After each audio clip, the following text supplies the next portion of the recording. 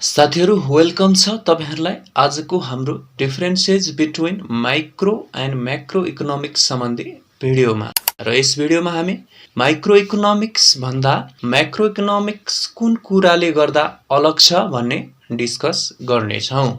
र पहिलो डिफरेन्सेस रहेको छ डेफिनेसन अर्थात माइक्रो इकोनोमिक्सले सिंगल युनिटको अध्ययन गर्छ भने मैक्रो इकोनोमिक्सले इन्टायर इकोनोमीको अध्ययन गर्दछ। जस्तो माइक्रो इकोनोमिक्सले रामको इकोनोमिक एक्टिभिटीज अध्ययन गर्दछ भने मैक्रो इकोनोमिक्सले ओभरअल नेप्लिज पिपलको इकोनोमिक एक्टिभिटीज अध्ययन गर्दछ।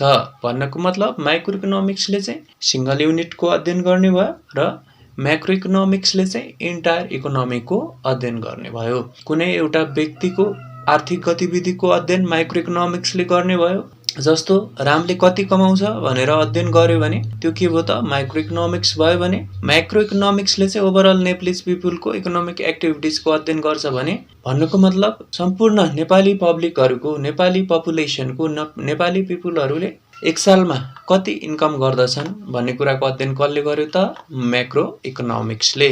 त्यस्तै गरी दोस्रो डिफरेन्स रहेको छ एरिया अफ स्टडी। माइक्रो इकोनोमिक्सको अध्ययनको क्षेत्र के छ त न्यारो छ अर्थात साँघुरो छ भने मैक्रो इकोनोमिक्सको अध्ययनको क्षेत्र के छ त वाइडर छ भन्नुको मतलब फराकिलो छ। अब माइक्रो इकोनोमिक्सले particular household, particular firm, particular company, particular इन्डस्ट्रीको मात्र अध्ययन गर्दछ भने मैक्रो इकोनोमिक्सले national income, aggregate consumption, aggregate saving, total investment, total loan, total deposit, aggregate इम्प्लोयमेन्टको अध्ययन गर्दछ। यहाँ पक्कै पनि पार्टिकुलर युनिटको अध्ययन भन्दा ओभरअल इकोनोमीको अध्ययन गर्नु के हुन्छ त वाइडर हुन्छ, फराकिलो। भन्नको मतलब एउटा कुनै घरको आर्थिक गतिविधिको अध्ययन गर्नु, अब कुनै फर्मको आर्थिक गतिविधि अध्ययन गर्नु, अब कुनै एउटा कम्पनीको इकोनोमिक एक्टिभिटीजको स्टडी गर्नु, अब कुनै एउटा इन्डस्ट्रीको अध्ययन गर्नु त के हो त पक्कै पनि थोरै अध्ययन हुन्छ। किन भन्दा माइक्रो इकोनोमिक्सले त देशभरिकै नेशनल इन्कमको, राष्ट्रिय आयको, एग्रिगेट कन्जम्पसनको, देशभरिका मानिसले कति कन्ज्युम गरिराखेका छन्, त्यस्तै गरी देशभरिका मान्छेले कति सेभिङ गरिराखेका छन्, कति इन्भेस्टमेन्ट गरिराखेका छन् भन्ने अध्ययन गरेको छ। भनिसकेपछि पक्कै पनि माइक्रो इकोनोमिक्सको अध्ययनको क्षेत्र के हुन्छ त वाइडर हुने नै भयो। त्यस्तै गरी तेस्रो डिफरेन्स रहेको छ अब्जेक्टिभ्स।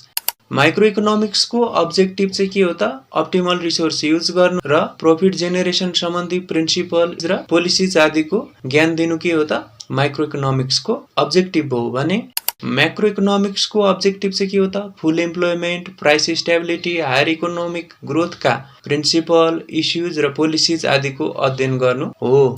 अब माइक्रो इकोनोमिक्सले सेम निड्स फुलफिल गर्ने विभिन्न रिसोर्सहरू युजको विकल्प मध्ये सस्तो अल्टरनेटिभ युज गर्न सिकाउँछ। त्यस्तै गरी बजारको डिमान्ड हेरी कस्टमा प्रॉफिट मार्जिन राख्न पनि माइक्रो इकोनोमिक्सले सिकाउँछ।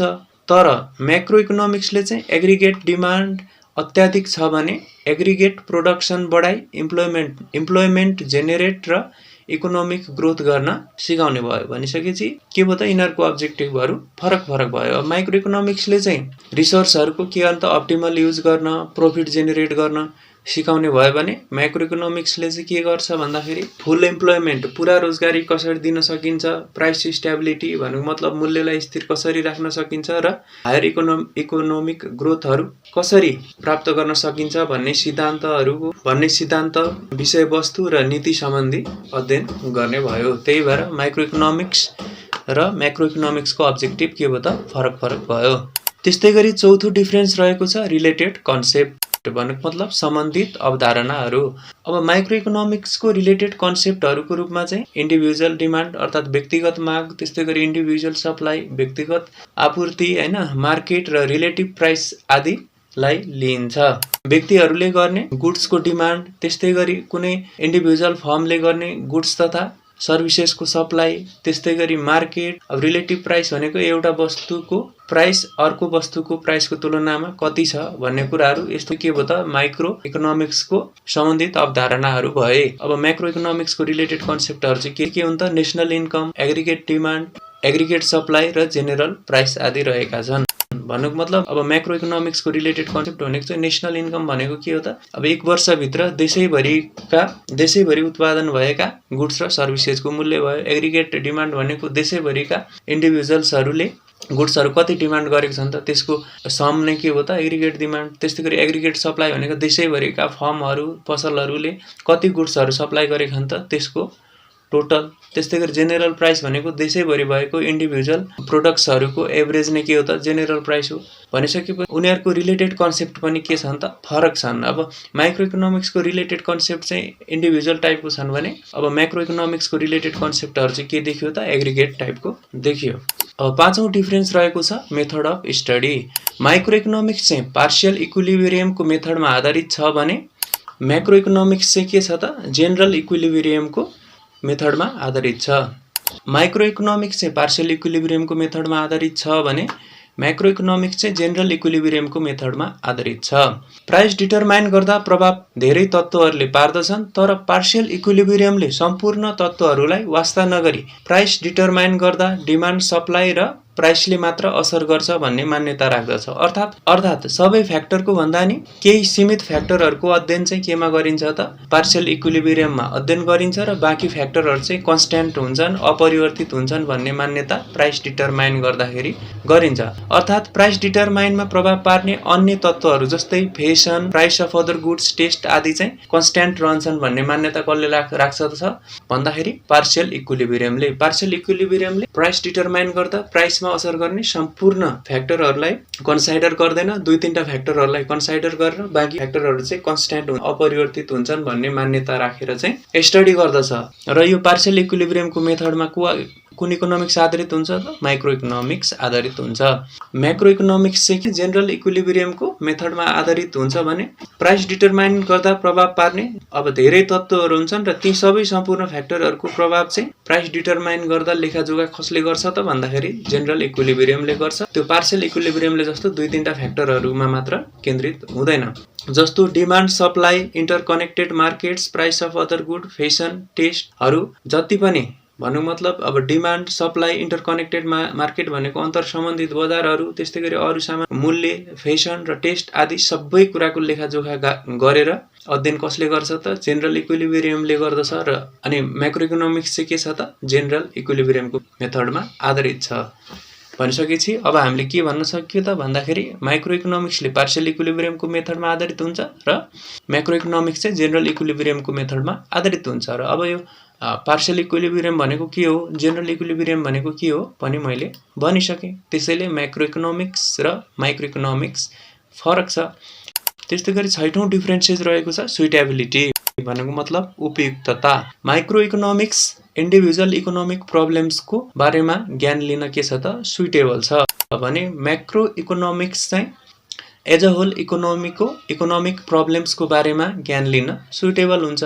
जस्तो लिमिटेड रिसोर्सेस हुनु भनेको मतलब साधन स्रोत सीमित हुनु, लिमिटेड रिसोर्सको युजको बेस्ट अल्टरनेटिभ चुज गर्नु। अब सीमित स्रोत साधन मध्ये पनि त्यसलाई प्रयोग गर्ने बेस्ट अल्टरनेटिभ चुज गर्नु। त्यस्तै गरी achieving higher satisfaction from the alternative भनेको मतलब अब विभिन्न विकल्पहरू मध्येबाट चाहिँ के त? धेरैभन्दा धेरै सन्तुष्टि लिनु आदि के हुन् त? यिनीहरू इन्डिभिजुअल प्रब्लम हुन् भन्नु मतलब व्यक्तिगत आर्थिक समस्याहरू हुन्, अर्थात् इन्डिभिजुअल इकोनोमिक प्रब्लम हुन्। र यस्ता इकोनोमिक प्रब्लमको बारेमा ज्ञान लिन चाहिँ कुन इकोनोमिक्स सुइटेबल हुन्छ त? माइक्रो इकोनोमिक्स सुइटेबल हुन्छ। भन्नु मतलब व्यक्तिमा हुने प्रब्लम्सहरू हैन, व्यक्तिगत फर्म, व्यक्तिगत कम्पनी र व्यक्तिमा हुने इकोनोमिक प्रब्लम्सहरूको अध्ययन गर्न चाहिँ माइक्रो इकोनोमिक सुइटेबल हुने भयो। अब व्यक्तिमा कस्ता कस्ता समस्याहरू हुन्छन् भन्दा स्रोत साधन सीमित हुन्छ, लिमिटेड रिसोर्स हुन्छ। अब त्यो लिमिटेड रिसोर्सेस लाई युज गर्ने बेस्ट अल्टरनेटिभ चुज गर्न सक्नु पनि के हो त? समस्या हो। त्यसबाट पनि हायर सेटिस्फ्याक्सन प्राप्त गर्न सक्नु पनि के हुन् त? समस्या हुन्। यस्ता इकोनोमिक प्रब्लम्सहरूको बारेमा माइक्रो इकोनोमिक्स चाहिँ स्टडी गर्नको लागि एकदम सुइटेबल हुन्छ। त्यस्तै गरी अनइम्प्लोइमेन्ट, बेरोजगारी, इन्फ्लेसन भनेको मूल्य वृद्धि अर्थात् मुद्रास्फीति, त्यस्तै गरी रिसेसन भनेको आर्थिक मन्दी, बजारमा सामानहरूको माग नहुनु, सामानहरू नबिक्नु, जागिर नपाउनु आदि रिसेसनका लक्षण हुन्। त्यस्तै गरी डिफ्लेसन भनेको चाहिँ सामानको मूल्य घट्नु। अब सामानको मूल्य धेरै घट्नु पनि के हो त? समस्या हो। त्यस्तै गरी ट्रेड डेफिसिट भनेको व्यापार घाटा। अब नेपालले इन्डियासँग के छ त व्यापार घाटा छ, त्यो पनि एउटा समस्या हो। पब्लिक डेब्ट भनेको सरकारलाई के हुनु त ऋण हुनु पनि के हो त समस्या हो। त्यस्तै गरी फाइनान्सियल क्राइसिस भनेको आर्थिक मन्दी आदि एज अ होल इकोनोमिकसँग रिलेटेड इकोनोमिक प्रब्लम्सको अध्ययन गर्न चाहिँ कुन इकोनोमिक्स सुइटेबल हुन्छ भन्दा म्याक्रो इकोनोमिक्स सुइटेबल हुन्छ। भनिसकेपछि यहाँ बुझ्नु पर्यो के त माइक्रो इकोनोमिक्सले चाहिँ इन्डिभिजुअल इकोनोमिक प्रब्लम्सको बारेमा अध्ययन गर्नको लागि अध्ययन गराउँछ, अर्थात् माइक्रो इकोनोमिक्स चाहिँ इन्डिभिजुअल इकोनोमिक प्रब्लम्सको बारेमा अध्ययन गर्नको लागि उपयुक्त हुन्छ भने macro economic as a whole प्रब्लमहरू अध्ययन गर्न सुइटेबल हुन्छ। र अब इन्डिभिजुअल इकोनोमिक प्रब्लम्सको बारेमा त मैले डिटेलमा भनिसकेँ। अब एज होल इकोनोमीको प्रब्लमहरू त त्यही हुन्, बेरोजगारी, इन्फ्लेसन हुनु, आर्थिक मन्दी हुनु, डिफ्लेसन हुनु, व्यापार घाटा हुनु र सरकारलाई ऋण लाग्नु र आर्थिक मन्दी छाउनु, यी सबै के हुन् त एज अ होल इकोनोमीको प्रब्लम्स हुन्। र यो अध्ययन गर्न सुइटेबल हुने इकोनोमिक्स चाहिँ कुन हो भन्दा म्याक्रो इकोनोमिक्स हो। त्यस्तै गरी 7औं डिफरेन्स रहेको छ also regarded as micro economics is also regarded as a price theory and macro economics is regarded as theory of income and employment. भन्नुको मतलब माइक्रो इकोनोमिक्सलाई प्राइस थ्योरी पनि भनिन्छ र म्याक्रो इकोनोमिक्सलाई theory of income and employment पनि भन्ने गरिन्छ। माइक्रो इकोनोमिक्सको उद्देश्य इन्डिभिजुअल मार्केटको अर्थात् कुनै पनि एउटा बजारको वस्तु तथा सेवाको प्राइस डिटर्मिनेसन गर्नु भएका कारण माइक्रो इकोनोमिक्सलाई प्राइस थ्योरी भनिन्छ हैन। त्यस्तै गरी अब म्याक्रो इकोनोमिक्सले चाहिँ कसरी लेभल अफ इन्कम र इम्प्लोइमेन्ट डिटर्मिनेसन हुन्छ भन्ने कुराको ज्ञान दिन्छ अर्थात् अध्ययन गर्दछ।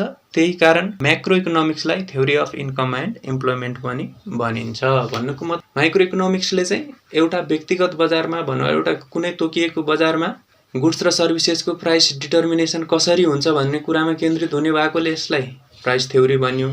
त्यस्तै गरी अब म्याक्रो इकोनोमिक्सले चाहिँ लेभल अफ इन्कम र इम्प्लोइमेन्ट डिटरमाइन कसरी हुन्छ भन्ने कुराको अध्ययन गर्ने भएको हुनाले यसलाई के भनिन्छ त म्याक्रो इकोनोमिक्स भनिन्छ। अब कुनै तोकिएको बजारमा अर्थात् इन्डिभिजुअल मार्केटमा पनि प्राइस कसरी डिटरमाइन हुन्छ त भन्दा गुड्सको सप्लाई र डिमान्डको आधारमा हुन्छ हैन। त्यस्तै गरी अब लेभल अफ इन्कम र इम्प्लोइमेन्ट डिटर्मिनेसन पनि कसरी हुन्छ त भन्दाखेरि समग्र इकोनोमीको एग्रिगेट डिमान्ड र एग्रिगेट सप्लाईको आधारमा लेभल अफ इन्कम र इम्प्लोइमेन्ट चाहिँ डिटर्मिनेसन हुन्छ। अब एग्रिगेट डिमान्ड र एग्रिगेट सप्लाई भनेको पनि त्यही देशभरिका मानिसले कति गुड्सहरू डिमान्ड गर्छन् हैन।